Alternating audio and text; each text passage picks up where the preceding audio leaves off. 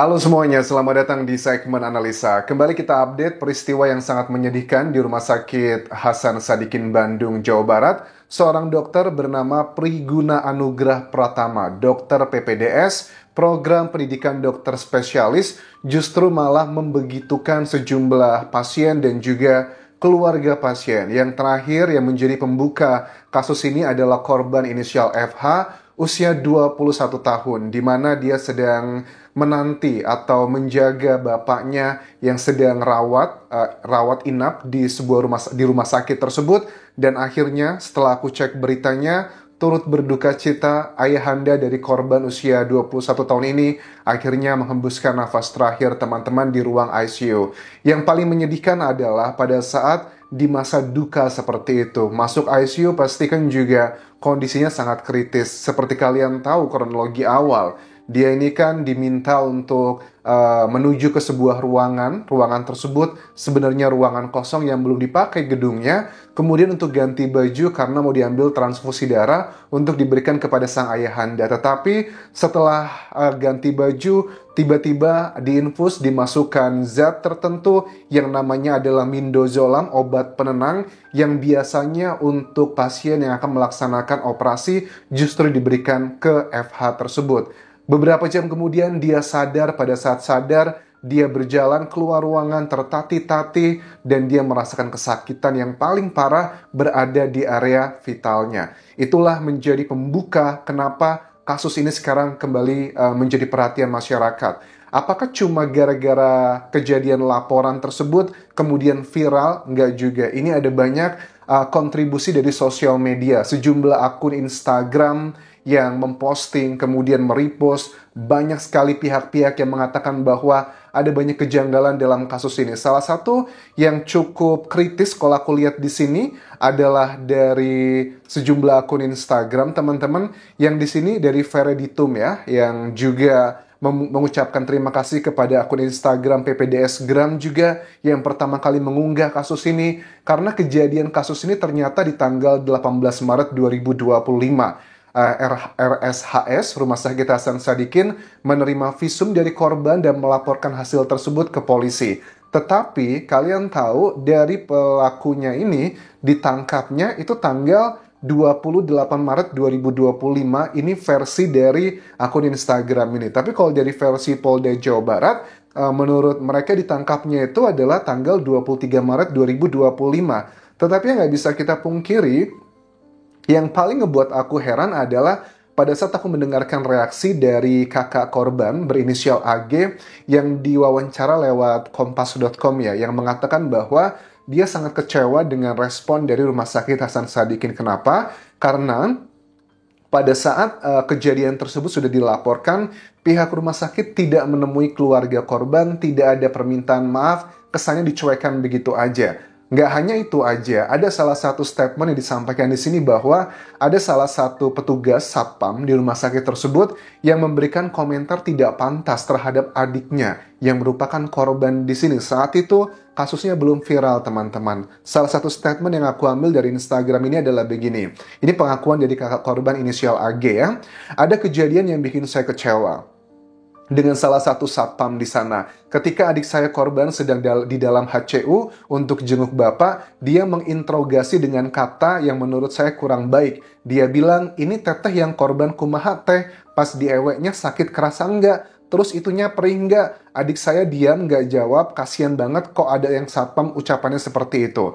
Ada dua interpretasi, mungkin aja mohon maaf dengan segala hormat, satpamnya mungkin tidak punya knowledge, kategorinya mungkin yang sangat bawah sekali. Itu adalah interpretasi yang pertama. Atau interpretasi yang kedua, mungkin satpam tersebut sudah bukan hal yang baru gitu ya, melihat kejadian seperti ini. Orang awam mungkin adalah bagian yang pertama, atau yang kedua karena mungkin sudah terbiasa dengan hal-hal seperti ini. Ya, ini adalah bagian yang masih cukup langka ya di Indonesia, terutama untuk menengah ke bawah, sensitivitas dalam kasus seperti ini. Ya, suka tidak suka, kalau untuk satpam itu mungkin lebih ke subjektif ya, lebih kita lihat konteksnya seperti apa. Tetapi yang sangat disesalkan adalah pihak dari rumah sakitnya kenapa begitu lamban sekali menangani dan juga mengambil reaksi dari kasus ini. Karena kalau aku cek jejak digital, di tanggal 9 April 2025 setelah viral itu kan baru nih ada kayak konsekuensi yang diberikan dari dua institusi. Pertama, Universitas Pajajarannya itu langsung memberhentikan Priguna Anugrah Pratama. Begitupun juga dari Rumah Sakit Hasan Sadikin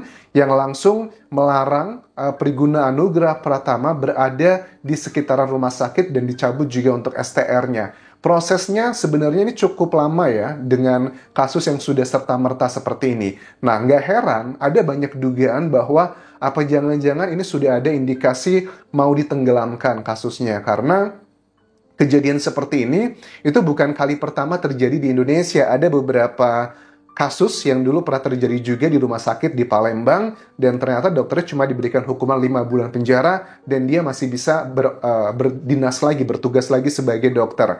Ada salah satu keterangan dari kuasa hukum tersangka Ferdi Rizky Aditya yang mengatakan bahwa kami sudah menemui keluarga korban dan sebenarnya sudah terjadi perdamaian. Ini nggak bisa terjadi perdamaian begitu aja, karena kasus ini deliknya bukan delik aduan. Walaupun korban yang mengaku meminta damai, tapi nggak bisa, karena ini bukan delik aduan sekali lagi. Coba kita simak apa yang dilakukan oleh keluarga dari tersangka yang disampaikan dari kuasa hukumnya ini, teman-teman.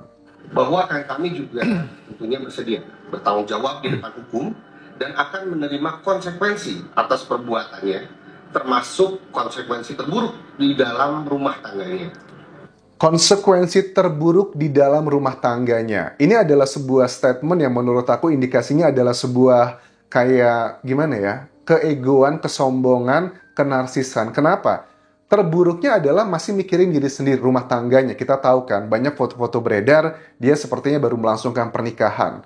Kayaknya dia masih mikir terburuk itu versi menurut dia adalah rumah tangganya yang hancur. Tapi dia nggak mikirin bagaimana keluarga dari FH lah, korban yang terakhir ya. Karena juga ada 2 korban lainnya juga sudah melaporkan si dokter yang luar biasa unik tersebut, teman-teman. Di situ kita bisa lihat, dia baru kehilangan ayahnya. Orang lagi di ICU, lagi panik, lagi berdoa semoga diberikan kesehatan buat bapaknya, tapi tiba-tiba malah dibegitukan. Itu kan kayak sudah jatuh tertimpa tangga pula. Ini kelihatan banget menurut aku, egonya tinggi banget. Udah sampai seviral ini, tapi yang difikirkan masih dirinya sendiri. Ya, itu adalah statement dari kuasa hukumnya. Apakah ini mewakili dari kliennya? Ya, sepertinya seperti itu. Karena kan kuasa hukum adalah perwakilan daripada kliennya.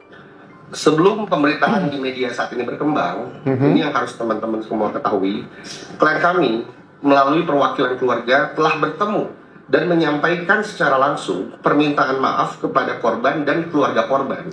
Ini nggak gentleman banget. Klien kami melalui perwakilan keluarga telah menemui pihak korban. Perwakilan loh, artinya bukan orangnya langsung, bukan Priguna Anugrah Pratama yang menemui korbannya langsung minta maaf, tetapi keluarganya. Dan uniknya, sepertinya ini bukan kali pertama keluarga dari Priguna ini dugaannya melakukan hal yang sama, permintaan maaf begitu. Karena kok bisa sampai sebegitunya gitu. Kita tahu lah, ini juga keluarga pasti akan selalu ngebela orang yang disayangi. Tapi kalau sudah sampai sejauh ini, menurut aku sih konyol di sini. Hingga akhirnya dapat diselesaikan dengan baik secara kekeluargaan dan diadakan perdamaian secara tertulis.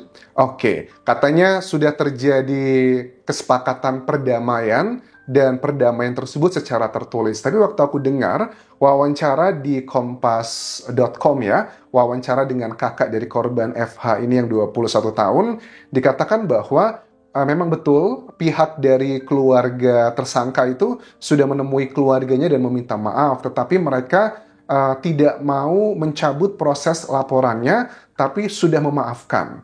Nah, ini juga bagian yang menurut aku harus apresiasi ya, karena di Indonesia mungkin kalau aku lihat dari foto-foto yang beredar, sepertinya Priguna Anugrah Pratama ini berasal dari keluarga berada. Kita lihat pesta pernikahannya, tipikal-tipikal yang mungkin saja aku salah gitu, itu adalah mayoritas adalah kayak keluarga udah atas gitu loh. Jadi kesannya uang itu bisa menyelesaikan segalanya dan hebatnya keluarga korban tidak mau mencabut laporannya. Walaupun dicabut, ini bukan delik aduan, bisa terus diproses karena sudah menjadi berita nasional, banyak orang juga yang sudah tahu. Nah kemudian yang berikutnya adalah kita pengen tahu sebenarnya apakah perilaku ini dilakukan cuma sekali, jelas dari keterangan Polda Jawa Barat, ini ada 2 korban lainnya sudah menyusul, sudah melaporkan.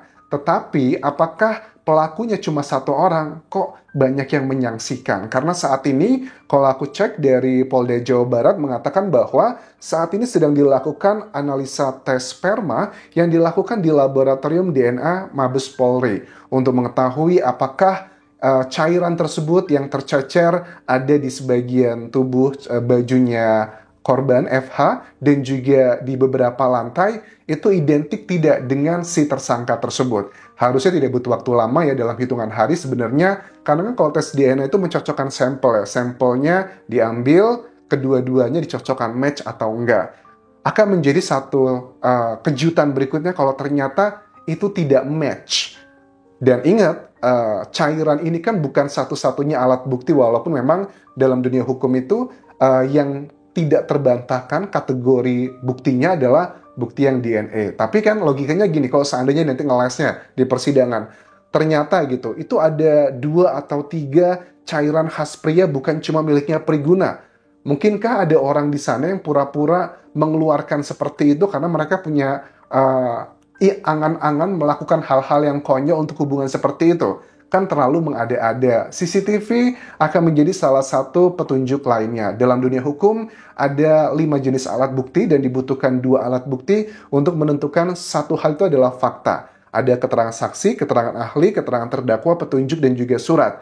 CCTV ini juga menjadi teka-teki. Sekarang ada beberapa akun yang mengatasnamakan Priguna, tapi aku yakin ini adalah akun palsu. Tetapi dugaannya ini memposting terkait dengan rekaman CCTV yang berada di kawasan rumah sakit tersebut.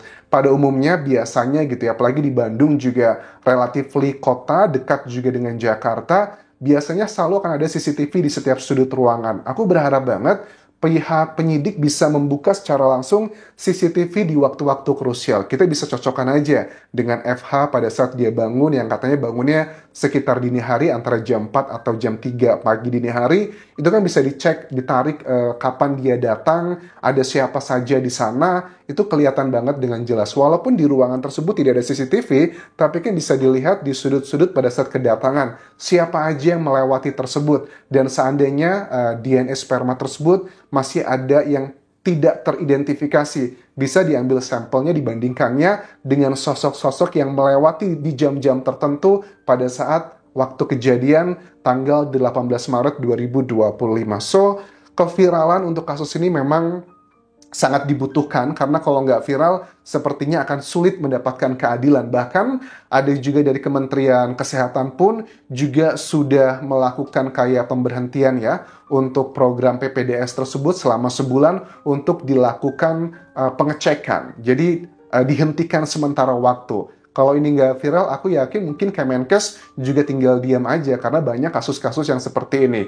Dan banyak lagi sekarang akun-akun yang mengatasnamakan mendapatkan curhat dari para dokter yang mengatakan bahwa ada banyak hal-hal yang tidak pantas terjadi dalam dunia kedokteran di Indonesia, terutama dalam program PPDS-nya. Sementara itu dulu bisa aku update mengenai kasus ini. Sampai ketemu lagi di video berikutnya. Kalau ada informasi terbaru mengenai hal ini, kalian bisa DM ke Instagramku, ataupun juga ke TikTokku, ataupun juga ke Facebook pageku di Anjasa Asmara. Sampai jumpa lagi. Bye.